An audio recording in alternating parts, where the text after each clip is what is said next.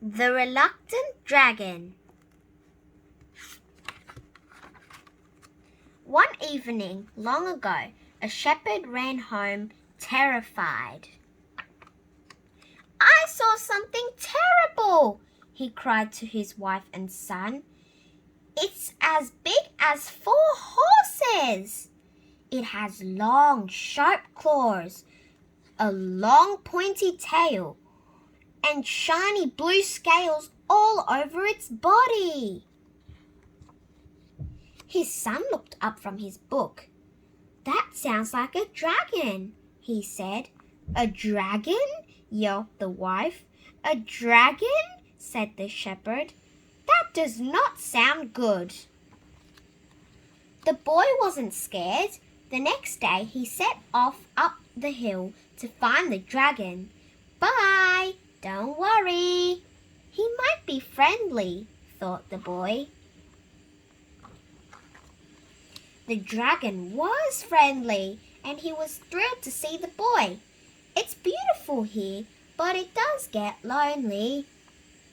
The boy smiled. He sat down and asked the dragon all kinds of questions. The dragon told stories of long, long ago. There were dangerous dragons everywhere, and brave knights fought them to rescue princesses. The boy came back every day to hear the stories.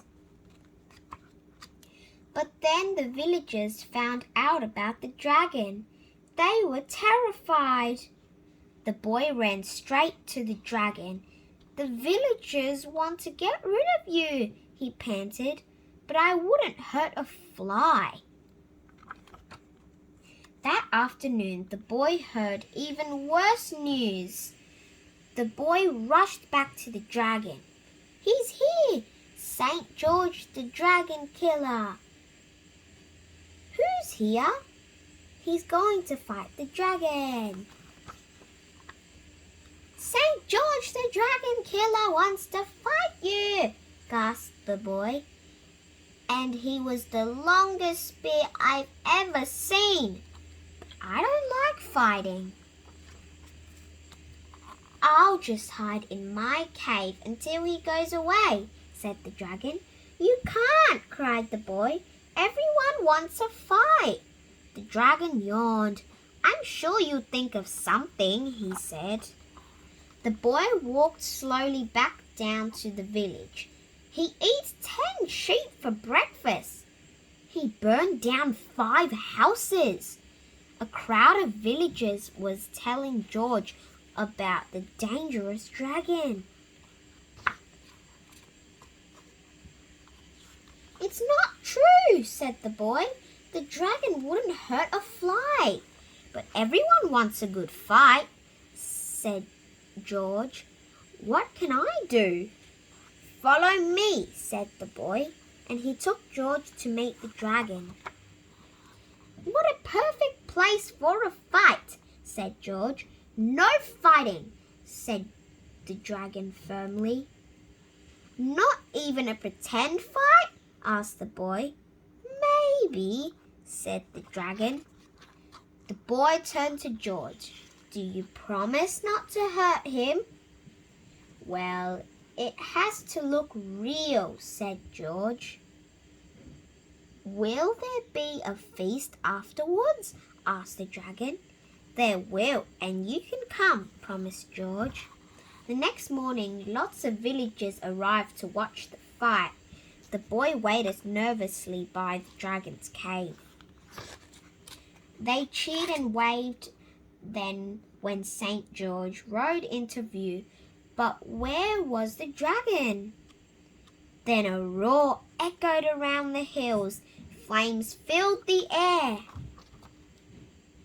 Everyone gasped as the dragon appeared.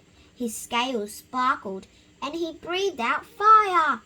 "Charge!" cried George. He galloped hard, his spear held high. The dragon bounded up and they shot past each other. "Missed!" yelled the crowd. George and the dragon turned around and charged again. This time, there was no way they could miss.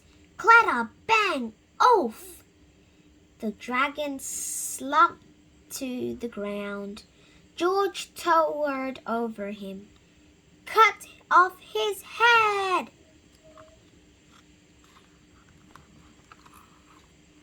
I think the dragon has learnt his lesson, George declared. Let's invite him to our feast. And he led the villagers, the boy and the dragon back down the hill. The boy was happy because his plan worked. The villagers were happy because they'd seen a fight. George was happy because he'd won. The dragon was the happiest of all. He had lots of new friends and a very full tummy. Jolly night it's been, he murmured and began to snore. How will I get him home? Said the boy.